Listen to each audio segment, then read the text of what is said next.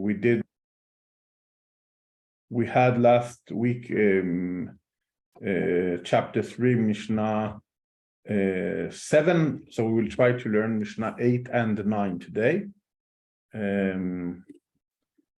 Rav Mattias will start, and then we will speak, and everyone, again, as always, we could discuss, me and Rav Mattias, a lot, discuss in a good way, I mean, but it's very good if anyone has comments or questions, just go into the study and tell us. Rav Mattias, are you sharing? No, I was just going to ask if you were. I have to. I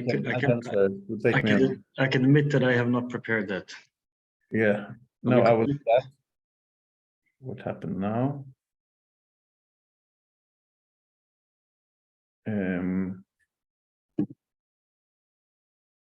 Just a moment. I'll just put it.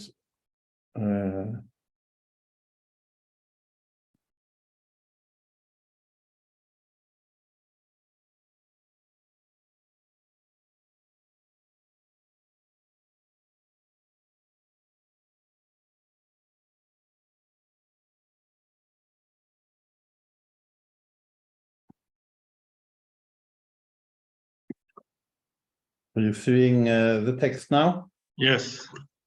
Yeah. And I see your beautiful Norwegian on the side. Yes, I will close that. Is it better now?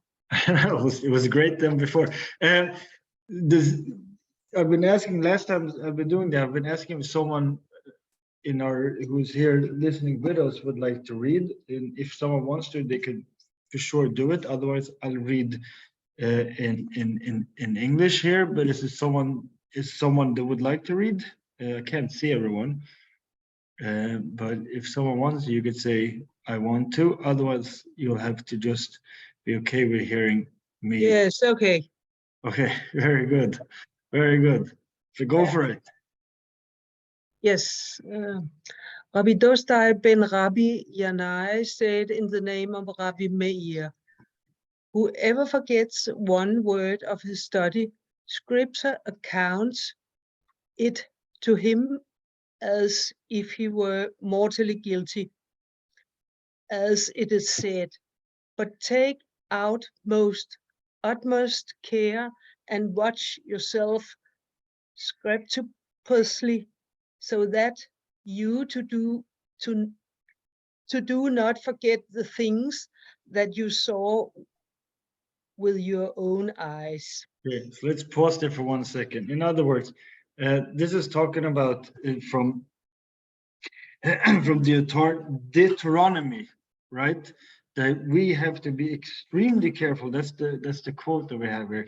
That we have to be extremely careful to really learn the Torah in order that we not forget the things that you saw with your own eyes. The things we saw with our own eyes here would be when we got the Torah at Har Sinai.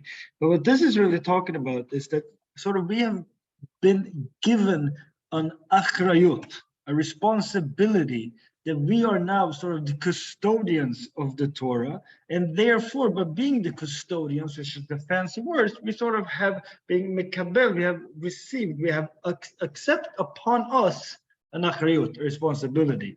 And therefore, this verse is held upon us. So if we do not very carefully learn everything, but it's not only that we have to learn it.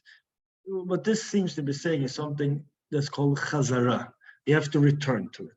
You have to, in yeshiva language, they say chazer. You have to chazer and chazer and chazer. You have to return and you have to learn it again and again and again and again. And for a very simple reason, if you learn it many times, you won't forget it. But I would like to argue that what that also does is that it sort of deepens your understanding every single time. And that's something that I found fascinating. You could come back to, let's give an example. Every year we have the same parshiot.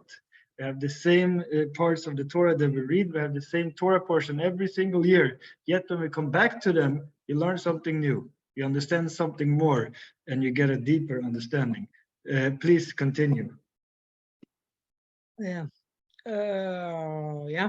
One could have inferred that this is the case, even when his study proved hard for him. Therefore, Scripture says that they do not fade from your mind as long as you live.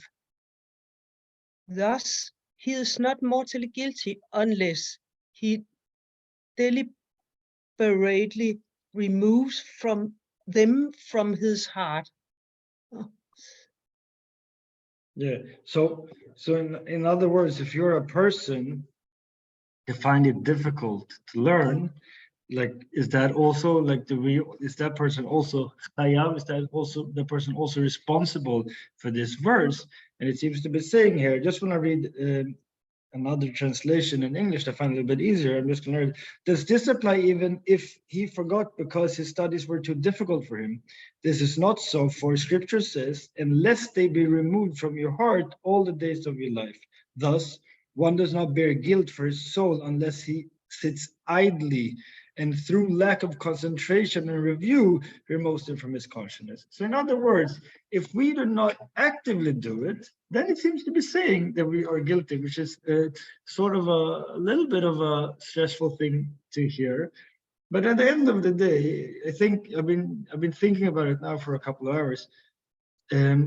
If you have seen in a Bet Midrash, we can't see in our Bet Midrash that we have here because it's a little bit virtual, but in many Bet Midrashot, in many study halls, you see something called a stender. A stender is really like a book stand where you could have your sefer, your book on. And what it often says there is V'higita bo yoma v'layla, and you should come back for a day and night. And I really think that is the key here. If you don't come back and you really review what you're learning, you're really going to have a hard time understanding it. I'll give you an example from my own life, if I'm allowed to.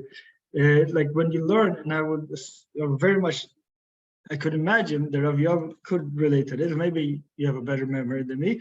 But when you learn halachot, when you learn like Jewish law, and you learn a lot of it, if you don't come back to what you learned, it's like almost like you never learned it. And that's a chaval. That's a big waste of your own knowledge and your own like sort of becoming a better person. I think it all goes hand in hand. But if you don't review it like all the time and even have a seder, have a you have a set schedule for how you review it, you're gonna forget it, and then you find yourself when someone asks you a question, you're like, oh, I don't remember this, and that's not the way it's supposed to be. So rather, I think this is telling us, listen, take this seriously, and really, really, really, there's not a chance you will remember it. Not everyone has a photographic memory. Most of us do not, but again, what I found fascinating is that when you do come back to it, you see another sort of depth to it. You see more and small, minute details, and for me, that's also why it's so fun to learn, because you always see something new in it. So I don't think it's like telling us to be so stressed out. That was my first reaction. My first reaction was that I'm not learning enough, so I got stressed out, which is a very human reaction, I guess. But it's telling us, listen, this is something that could be, that you could come back to all the time. Oh yeah, I think, did Rav Joav leave? He got so upset that he left. Anyhow, let me just see. It looks a little bit weird. Sorry, my screen looks a little bit weird. Give me 1 second.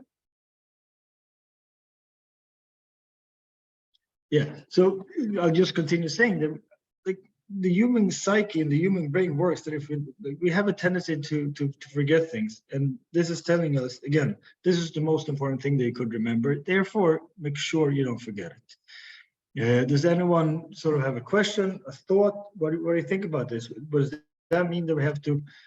Does that mean, here comes Rav Joav back? Does that mean that we have to learn all the time? In a way, I feel like it's telling us we have to be so careful to always review. It's a time to do it. Shalom, Rav Joav. Sorry, I fell out. Do Yeah. you see the text again or not? Was it something I said? No. It was internet. I'm joking. But I was just posing a question that it seems like this is something that you almost like. How do you know when it's enough? How do you know how much you have to do? Because we have to be able to live our own lives. I find that the key here would be that you have to have a set schedule for your learning. That would be what I think this is telling us. Take it very seriously, just as when you have a meeting that's important, you won't forget it. So too, you should almost like make a meeting in your calendar for when you learn Torah. And that's actually something that's mentioned in Shulchan Aruch as well, in the codified law that we follow. It says that you should have your learning should be on a set schedule. You should have a kaveh. You should kaveh it. You should make it a set schedule. So I really think it's telling us like take this very seriously. And if you don't take it seriously, well, you'll forget it. And then not only is that a chaval for your own knowledge, you'll also be held responsible for it. And I guess that's just telling you to like really, really pay attention. And also like what it's saying, scripture considers as if it bears guilt for his soul. That's a pretty scary thing to hear, that if we don't do it, and I have another question. What if you don't have the knowledge or the capability of learning Torah? Does it like this is saying someone who finds this difficult, but what if you don't have the tools? What if you never what if you were never given the tools? Does this apply to that person as well? Ravia, what do you think? Is this talking about someone who has acquired Torah? Is this talking about anyone who's born Jewish? Like how do we know where this sort of kicks in?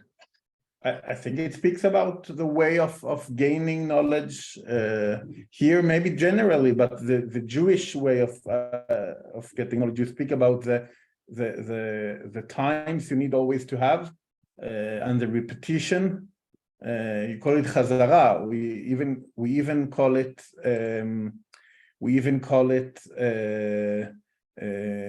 lishnot. The Mishnah is based on the way of learning that is going on all the time, and not every teacher knows that you have to, in the end of the lesson, you have to repeat what you learned, and the starting of next lesson, you have to repeat what we learned the last time, and only by the repetition and the frame of studying all the time, the knowledge goes into our as that it becomes a part of our dat, of our understanding. I think it's also very much connected to what we learned in the end of last Mishnah, that if one is studying while walking, and now I try to show you, and only I see it, I will share again. Here, you see the text again? Yes. Yes, sorry by that. So we just in the end of last Mishnah, one studying while walking on the road, and he says, how fine is this tree? So he stops the study because now there's something out. And it's an example for the what we call bitul Torah, that you are in the middle of something. Even if you study while walking, you have the thoughts on the dot, you're in a repetition, or you are in a thought, and now you go out of it. Then you could then it seems as if other things are more important than the Torah, than the studying of the Torah.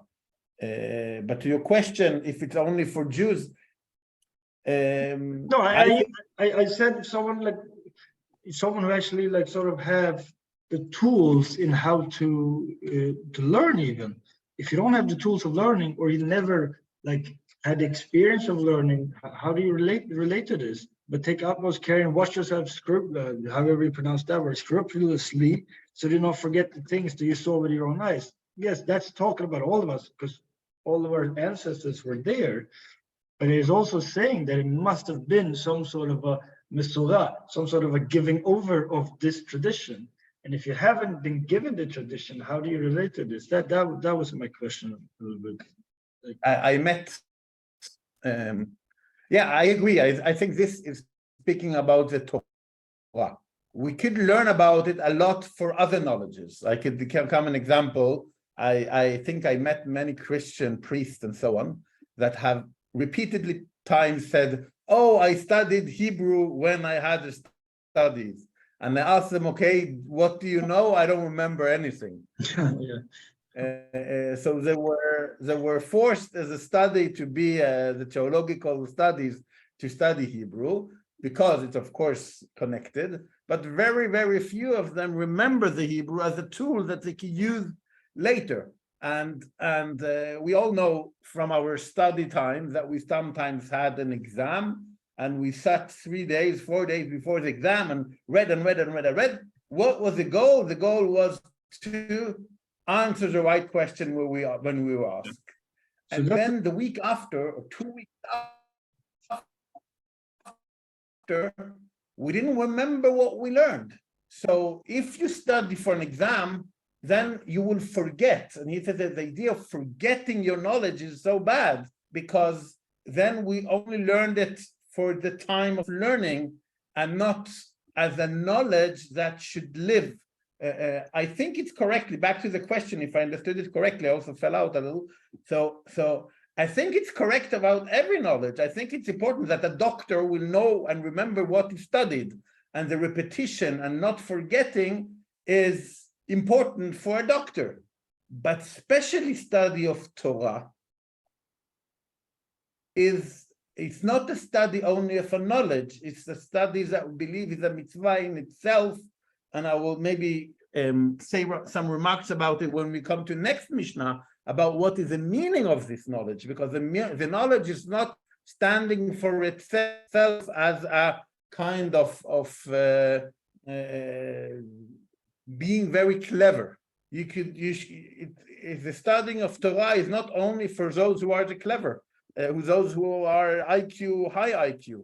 The studying of itself is important, and the studying not for forgetting in that way is I think is therefore also very important. I'll continue on that one. I'll say something a little bit how to say fluffy, but I'll say it anyway, because it's a very true point that it's not only for the learned, it's not only for the scholars. Torah is there for everyone.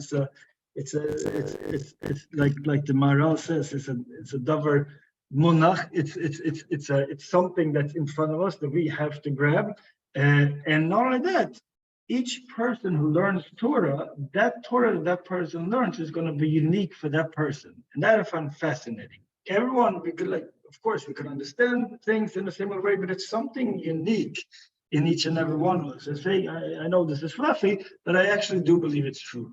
Everyone has a unique way of understanding life, and therefore also the Torah that person learns. And I think that's also what it's meant to be. It can tolerate different points of view. It can tolerate different viewpoints. It can tolerate different people's inclinations. That's what's so amazing about it. It really could. And you could have like one of the best chavrutot, the best study partners I ever had. We couldn't agree on anything almost. Like if we were fighting, but there was a sense of respect. But you fight. I almost get angry thinking about it. But it's a good, like, it's not anger. It's a passion. It's a fire. And because you're really trying to understand what's going on.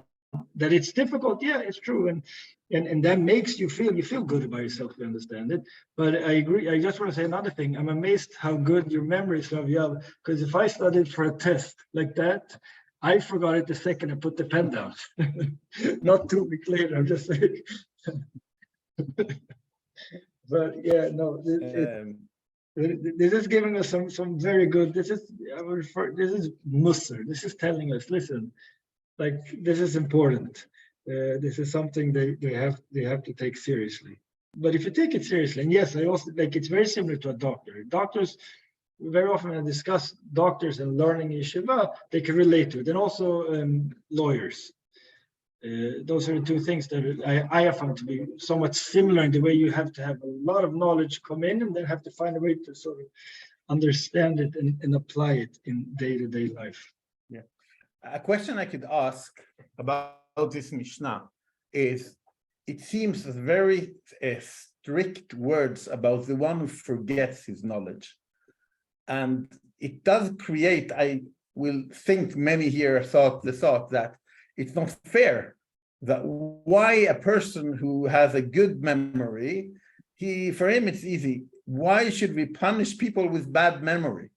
Because the idea that you learn something and you forget it is a very, very bad thing. So, okay, but Hashem created me with bad memory. Why should I be? It's not punished. It's saying how bad it is to forget. So there's no like formal punishment here. It's important to say. But what the text says that it's like it's your soul is going away, because the whole idea is to get the knowledge and remember it, and to have it as a part of your tools, your understanding of the world, and so on and so on.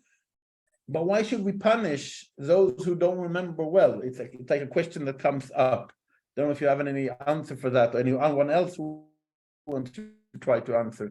The idea of putting it so clear, the idea of remembering what you studied, why that should be so strict. I could go back to it later because I have something to say connected to the next Mishnah. I also have some thoughts. I would love to hear someone else. Come, be brave. Someone say something. There's no wrongs here. That's the point. Yeah. Daniel Samarai has something to say. Yes, I'm thinking. Yes, Daniel. Yes, I'm thinking. What does make someone forget?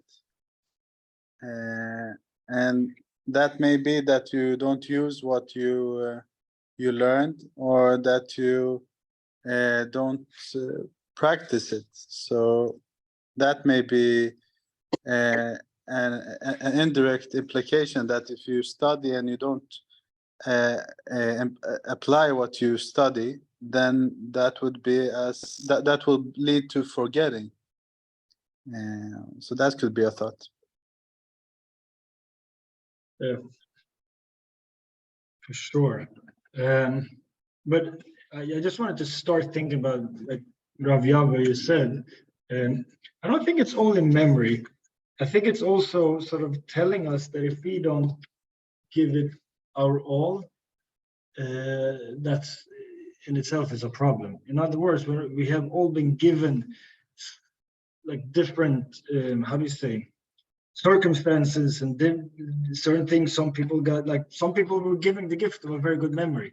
They have to work on other things. They have to maybe work on the analytical part of it. Someone like, you have people who are, like, as you say, like textbook smart. They could really like push in a lot of information. They can answer like do, and that's great.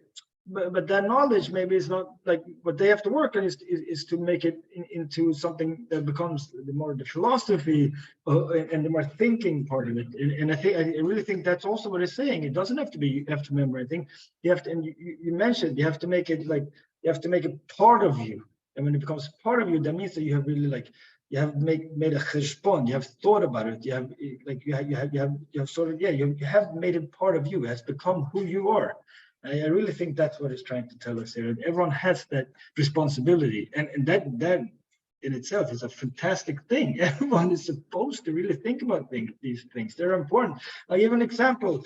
By the Pesach Seder, even if you're sitting by yourself and you're the biggest Talmid Chacham in the world, you know everything, you still have to discuss and talk about it, and you have to learn about Yetziat Mitzrayim. I'm saying, because there's something about trying it more and more. A good friend of mine just say embodied. Yeah, you embodied it.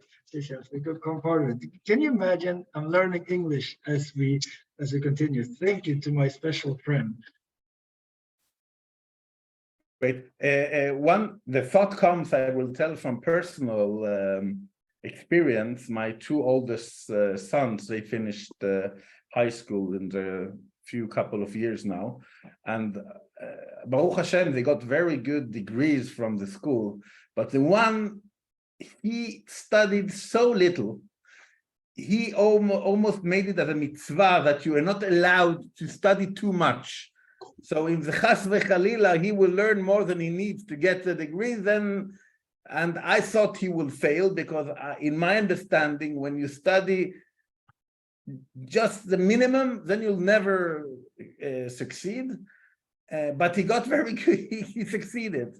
And then the second son, he had to work a lot, really, really hard to get something similar, and worked day and night for that. And I felt as a father, I love them both a lot, and they have this is not to say any lashon hara about my kids, but I felt it's not fair. It's not fair. They get the same degrees. One works hard, and one got it as a gift from Hashem and didn't do the effort. So that's something that irritated me a little when it comes to but it's not studying of Torah. They did study yeshiva, but I speak about the bagrut, the studying for the exams. But it's the effort. That is the point, and it's true that I hear that. But it must be that for the person that it comes so easy, we sort of get, as you say, a matana, a gift. It has to be that the effort is somewhere else, and maybe that's like. It's not always easy, but yeah, 100%. I think that connects us to the next Mishnah. Please, very good. That was a nice, very good segue. Here. Here. So here the next Mishnah also speaks about the knowledge. So we had one Mishnah that spoke about why we shouldn't stop our study. And then the Mishnah we just learned about how much we have to remember the knowledge and not forget the knowledge. And now Rabbi Hanina takes us from one kind of knowledge to different things that are not directly knowledge but are connected to it. Anyone who wants to read or can read? I can read. Yes, thank you, Kato. Rabbi Hanina ben Dosa said, anyone whose fear of sin precedes his wisdom is enduring. But anyone whose wisdom precedes his fear of sin, his wisdom is not enduring. He also used to say, anyone whose deeds exceed his wisdom is enduring. But anyone whose wisdom exceeds his deeds, his wisdom is not enduring. Yeah, so until now we spoke about how much the wisdom, the chokhmah, is important, comes above everything, the study of Torah and so on and so on. And here we come to a Mishnah that in many ways says the opposite. Says, oh, chokhmah is important, wisdom is important, but it has to be after the yirat chet, the fear of Hashem, the fear of doing anything wrong. And it has to be less than his deeds. You have to have more deeds than wisdom, according to what this says. So in a way, it puts the knowledge, there's a difference between knowledge and study, okay? Back to what we said before. But the knowledge has to come after fearing the sin and being less than the deeds we do. And this Mishnah, we just in the normal way of explaining the Mishnah, I think it's easy to connect to it. It's easy to connect to saying, if someone studies Torah and thinks, now I have the knowledge, and he doesn't fear doing wrong. He's not fearing that Hashem created us to do the right thing. Then this knowledge can be used to many things, but it's not Torah. Back to the question you asked me, Rav Mattias. It's knowledge. It's not Torah. Very good. Torah is the knowledge of how we want to serve Hashem. What are we doing in this world? And then we study Torah because we fear the sin or fear Hashem. And on that we build the knowledge of Torah. Okay? Other kinds of knowledge you can build on many things. You want to be the most clever person in the world. You want to show that you know everything. You want to learn a profession. Oh, it's important knowledge. Here we speak about another kind of wisdom and wisdom of Torah. And because of that, it has to come after the fear of the fear of doing wrong. And the second part, I think also it's in the normal level to just understand, it's easy to connect to it, because if you know a lot and you do a little, that's weird. Like if if I go out of the Torah, if we know someone who knows a lot about, he can explain everything, we can't do it. Then we say, okay, what's that knowledge worse? And especially when we then go back to knowledge of Torah, someone who knows ethics, who knows mitzvot, who knows how important every detail is and how to do that, but he doesn't do it. Then it's a knowledge that is not connected to deeds, to what he wants to do. Someone who speaks a lot and do a little, we respect him normally less than someone who, as we also have in another Mishnah, who says a little but do a lot.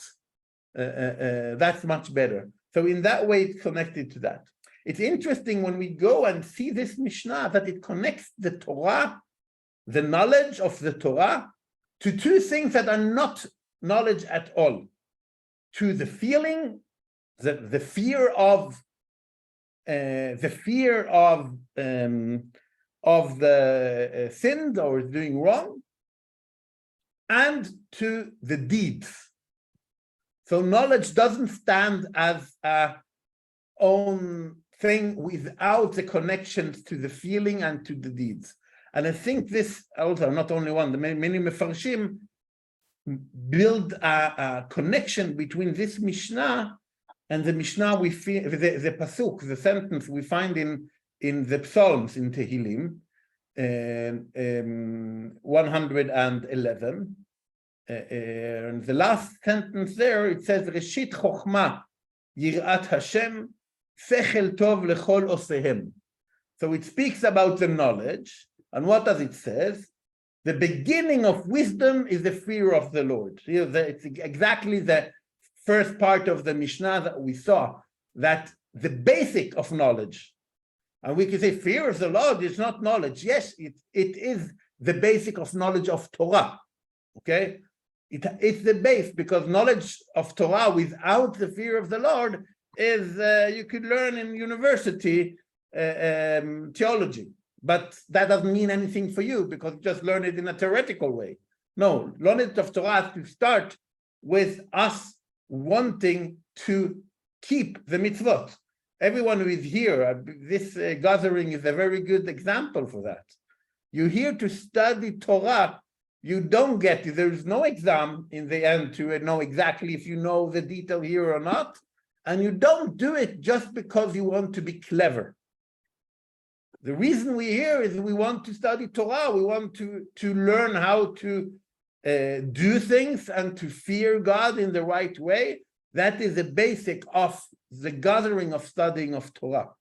Therefore, I'm very happy to say that normally yeshiva studies are not being studies of academia.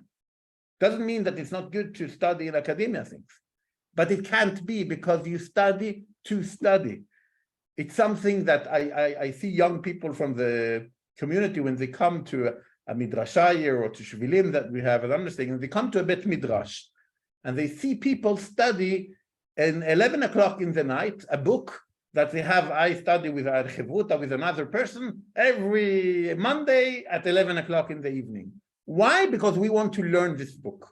So we have the frame, we have the repetition. Where is the exam? It's not there. Why do we want to learn it? Because it's important for me. Because I fear Hashem, and Hashem has said that we have to learn the Torah to be alive in us. And that is the reason we sit at 11 o'clock in the night and we study Torah. And you see a whole Beit Midrash full of people who study like that. And you could see sometimes that without the exam, the study could be even better. Much better, because the reason is not for a frame or to get if you study to be a rabbi, you begin to be in a problem, because then you also study for a profession. But you don't go to yeshiva to be a rabbi. You go to yeshiva to study Torah. Maybe you become a rabbi. That's for those who sins, the sinners between us. Also do it as a profession. But the idea should be to study for the study and for the. So that's the first part. And the second part, Sechel Tov Lechol Osehem, all who practice it sound understanding, or Sechel Tov is a good brain. If I say it's the direct translation, unlike the translation here so well. But it says that a good knowledge is for those who don't do the Torah, not those who know the Torah, those who do the Torah, those who make the mitzvot, to follow the guidance of Torah. They are the clever one, not the ones who know it. And that's, of course, very much connected to what we saw in our Mishnah, that speaks about that if you have more knowledge than deeds, there is a problem here. Because you build a big knowledge, but your deeds don't fit in. And if you study to that, the studying of Torah itself is a good deed. Okay? So you use the knowledge of Torah to become what you wanted, to someone who do right, who acts in a right way. So I think that is a very strong connection to understanding. Back to your question, Rav Amster, is this connected to every kind of wisdom? No, it's a very special wisdom. You can learn about how much it's important to repeat 100 times your study. It's correct in a pedagogical way. But study Torah is not only a pedagogical study, it's something different, in a different frame, in a different level, as a mitzvah. I want to, before I will let people, I want to go back to the question I asked. I just stopped if it's okay, I stop the sharing, because I will, and maybe also to see everyone, feel better. If you need, I will share again. I asked about the first Mishnah that spoke about why should we punish those who forget. And actually, the answer is maybe in the question itself, especially when we see the next Mishnah. Even, I spoke against academia, but if we go to academia, we go to psychologists or pedagogic studying, and we'll see different kinds of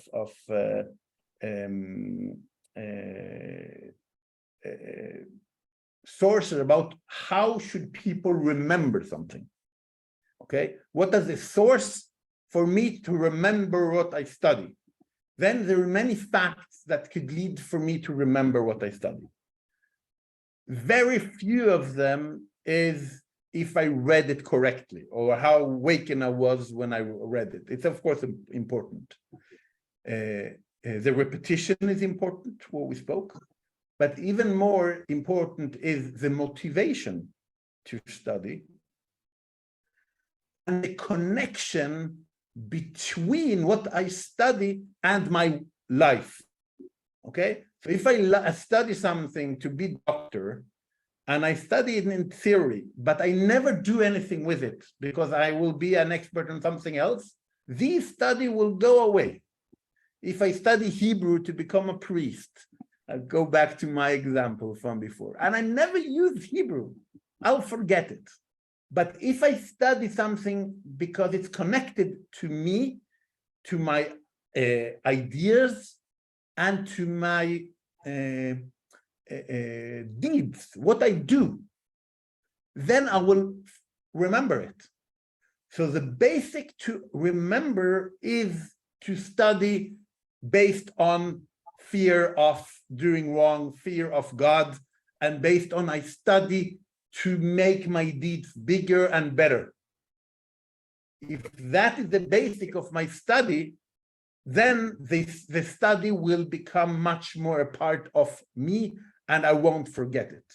If I forgot it, it's not only a sign that I didn't listen well enough in the teaching. It's also a sign that the reason, the connection, the memory, a memory is not only something that is somewhere in a head or a memory in a computer that remembers information. A memory is a connection between me and the study and the topics, and I make it a part of me.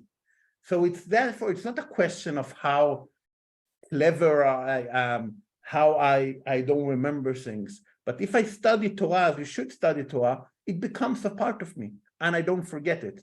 And then also we could understand even better, I think, how bad it is to forget, because if I make something a part of me, and then I actively, okay, that's not important for me anymore, and I I make it not a part of me anymore, it's not only the knowledge that goes away, it's the whole idea of the content of what I learned that I take away from myself. I think that is, when we see all of these Mishnayot together, we understand how important knowledge is in Judaism, but also that it's not about knowledge alone. It's about knowledge connected to values, about connected to deeds. That is the knowledge of Judaism that has become a very strong knowledge, but knowledge of life, of Torah. Oh, I want to ask something. It's interesting because in other places you have Chazal, you have that a rabbi say, for instance, you could say there's one saying, there's a limud gadol, limud ma'ivil masay. It's a big thing to learn because that will lead for you to do something. And there's another one that I found that says, lo ha-medrashika, the most important thing is not to sit and learn, ella ha-ma'aseh, to do something. So like, it's interesting. It seems to be, those seems to be saying that, let's say you didn't have so many good deeds, your learning sort of should be able to get for you to get there. I'm saying it's a circle. It's a circle. But one thing that I just wanted to mention, which I really, when I see this, when it talks about the yirat, you should have yirat chet, like you should fear God, which is a whole discussion itself. But it seems to be a similar idea, which is a very popular idea, that the only way that we could receive the Torah is to have something called a seichel yashar, to have some sort of a intellect. When you have to have some sort of foundation to be able to do this. But yeah, I wonder what these deeds are. If you do a lot of good deeds, would that lead to you like to retain whatever limited chokhmah you have, or you would become smarter through it? I don't know. I think it's we have many quotes, like you said. One quote, I jump over to chapter 4 in Pirkei Avot, is exactly about that. We will come to it later, but we allowed to look forward. It says exactly this. Rabbi Ishmael says, he who learns in order to teach, it guarantees him to study and to teach. When I have to we have to learn just to know, I will forget. If I learn to teach, I have to learn it better. Yeah. And then I get enough knowledge to understand it and to teach it. But who learns in order to practice is guaranteed to learn, to teach, and to practice. So the learning to practice is higher than learning to teach. Just an example. Because then I learn it because it's a part of my life, and not only to be a good teacher, as an example. Yes. I guess that's, at the end of the day, that's what it's all about then. In order to make us like again, embody was a very good word, because this is supposed to like sort of form us to become, whatever it is we are supposed to become. But it really like something we teach ourselves the second nature of doing the mitzvot to show it sort of come. It's a very interesting concept, this one. It's also interesting when you bring up Rav Joav, that it's not academia, it's not just another knowledge. And I guess this would be the answer to it. It actually does something to you. It's supposed to, if you learn and it doesn't make you do more good things, you're not learning it right. Then you're just looking at it like the Greeks did. You're just looking at this as, it's a knowledge. It's a very nice knowledge. We're very impressed by it. But it's a knowledge like every other knowledge. And that's where we come in and say boldly, no, actually it's not. This does something to a person. And I feel like I'm trying to sell this point, but I really think you could see it. If someone really learns for the right reason, that person, very often something happens to that person. It does affect you. If you want it to affect you, you have to want it. Otherwise, I don't think it could work. That will stop it. I guess we have to start a yeshiva in Scandinavia. B'ezrat Hashem, we started with a Bet Midrash. Very good. And we have actually, speaking about repeating and so on, it's very good that everyone could come in to study like this. And I know actually from some feedbacks that this study of Pirkei Avot has been a little hard for people because we jump from one topic to another topic, and we go in the order of a book, and not in the order of now we'll speak about kosher, now we'll speak about God, now we'll speak about Abraham. But it's an order of a book that, of course, is a special book, Pirkei Avot, but it could be every book. But because of that, I say that I find a big value in the study that is every week. And some of you are here every Wednesday evening, even if sometimes, okay, this is good and bad, and sometimes you're stuck with rabbis as myself that try to explain, and it's not as easy.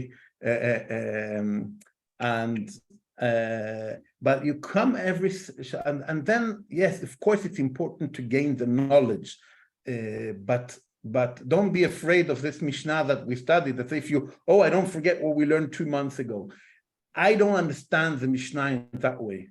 And most Mefarshim don't understand the Mishnah in that way. The idea of being a part of study and that will affect us and our life and our deeds and make them bigger, that is the knowledge that we learn. And no one of us remember every detail he has gone through. But by being and repeating things are building on the knowledge level, but even more important, also on the heart level. And that's what we try to do in the Bet Midrash here, that we go one Mishnah or 2 Mishnahs we had today at a time. And by that, in the end, we have gone through a whole book. We haven't got, okay, this rabbi take one Mishnah of the book there, one of the Mishnah of the book there, but we have gone through a whole book, and now we say this book is, now our goal is to repeat the book, and then we'll get better. I was just going to say that, exactly. That's the whole thing. When you make a siyum or finish a book, it says, Hadran Alecha, we will surely come back to you. That sums it all up. Yeah, so but by coming, and I would say also the shiur that many of you are on Sunday, that is based on topics, but it's a part of a system where we go through the whole. So it's not a system of a book, but it's a system of going through things and not coming every 4th week and then getting some here, but trying to build the knowledge of Torah as a building. That is very, very, very important. In the way we study Torah, when we study Parashat Shavua, when we study a Torah, a book in the Torah, when we study a Masechet in the Gemara or in the Mishnah, to make it as a frame, and not I heard a good thing and I'll go on. Then the good thing I learned, it could be very interesting, and maybe the one who said it was the best rhetorical rabbi we have. But it will be in the air. It's not a part of a building of knowledge that is a part of this study. So by that, I think that what we do here, and as I see many faces, and also those who don't have faces that come here every week, and I know sometimes it's hard to put the frame for that every week. It has a very big meaning in the end. If we could lehatmid if we could make it something we how do you say latmid? You have to help me here. Maybe my English also is to be better. What's the word? From tamid, it's yeah, I know. If you make it reoccurring, I guess. Yeah. In Norwegian we say bestandi, something that is happens all the time in a repetition. That's what I tried. That's what I meant also. Like for me, what I started doing, I'll tell you, it's much more difficult. Like I realized like how easy it is to learn when you're in this system of learning. And once you're out of it, wow, it gets difficult because Baruch Hashem, your life is very busy. I started like I'm just giving a tip because it helped me. I started putting into my calendar. I put like a meeting. Like it just for some reason it becomes real. It's so silly, but it becomes real when it's a meeting. And like it's but yeah, that's the only way to do it.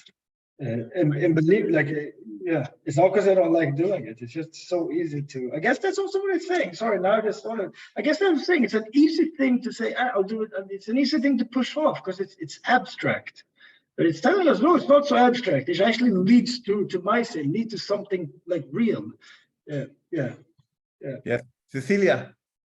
Yeah, I'm thinking in a quite different way, but when you do Birkat Hamazon, for instance, and you read it and you sing it, just as in a habit, you're not thinking of what you are doing, what you're singing. So sometimes I sit down and read it in my own language, and I can see the words, what they are saying, and this is the history, it's repeating all the time. So I'm learning. I think this is a very good way for me to recognize and learn. You don't need to read so much. Sometimes you get in Swedish too, the interpretation. Yeah, I really agree with you that when we look into the prayers and we think about the content of it, when we repeat these prayers, it could be Birkat Hamazon, but it could be also the morning prayer or our prayer. It's helping. But you actually go into another topic and discussion we have in the Talmud of should our prayer be tachanunim or not. Should our prayer be connected deep to our feelings, or is that bad? Now, someone could say, why is that bad? Of course, it's good that we feel what we pray, but it's two sides of the prayer. One, that it's something that is continually happening as a frame, as Rabbi Amster said, it's in the schedule. I eat, I say Birkat Hamazon. I wake up in the morning, I say Shacharit. As a frame, as a frame of and then it's important that it's the frame and not the feelings, because then I will sometimes say, oh, I don't have a feeling to pray now. They're all pray. No, it's the frame that is important. But if you only have a frame and you don't have the feelings, that's also bad. So it's and I think because of that, you said it very nicely that you sing all that, and sometimes then you go deeper in the way you repeat it, but it's connected to the study of Torah. When we study the tefillah or the brachot, it's a study of Torah, but it's also already the deeds of saying the bracha. So there you don't have a problem of having more knowledge than deeds, because you do it while you do a good deed of saying the bracha. So there's also a deed there. Yeah. It's very nice. I'm getting so much chizuk. I'm getting so much strength from hearing this. I needed it. It's very good. The summer is a very difficult time also to learn. Just saying, there's so much stuff going on, especially when we live in these northern countries where we don't see the sun so much. You want to be outside. When we have long Shabbat, we have a long. When does Shabbat end in Oslo nowadays? Completely there I go. What's the latest? 1 in the morning? 1:18, 18 minutes past 1. Oh, so you're more extreme than us. Wow. Yeah. Actually, I think Stockholm has a easier way of. Yeah, we have we're more lenient when it comes to when to how to it's true. How to put the time, and in addition, Oslo is a little more north and a lot more west. Yeah. Stockholm, and because of that, it's also later in the hour. Right. By the way, today it's the longer day in a year. Yes. Oh, so now it is? Okay, very good. Longest day in the year. From now on, it's only less. Oh, Gewalt. Thank you. Yes. Okay. Don't forget to daven mincha. There is a long time to mincha. The problem is the time for Mariv that is very short. Yeah, it's true. It's true. No, but it's. I just want to say last thing about like that point. Mincha is a similar thing, because you think you have the whole day and it's easy to forget it. I'm saying it has a similarity to this. If you keep pushing it off, you keep pushing off for the rest of your life. That's what you're not allowed to do. That's being pushed. That's you leading to forgetting it. I guess that's a similar thing here. Like you have to know, you have to actively pursue it. But I'm done. Yeah. So in the prayer, the morning and the evening prayer are easier because we do it when we stand up, wake up, and before we go to bed. But stopping in the middle of the day and finding time for mincha is harder. And then you have to find and put the time for it and make an effort. Effort. Okay, we spoke a lot about wisdom and about studying of Torah. It's very good to do that while we study Torah and do the good deeds of studying of Torah. And we'll continue for the next Mishnah next week. I don't remember, we spoke about that. We have to study a lot. I think there will be a break in summertime because we saw that less people are coming and it's important to continue with everyone. So there we have to, but that summertime could be time for other chevrutot and more study of Torah, because that's not something we get a break of. Thank you all for participating. Thank you, Rav Mattias, to be a good. Thank you, Rav Joav. Thank you so much. Very nice. Yoav, תודה רבה, and תודה מזל רבה, טוב in להתראות. advance for tomorrow. Enjoy the long day, everyone. להתראות.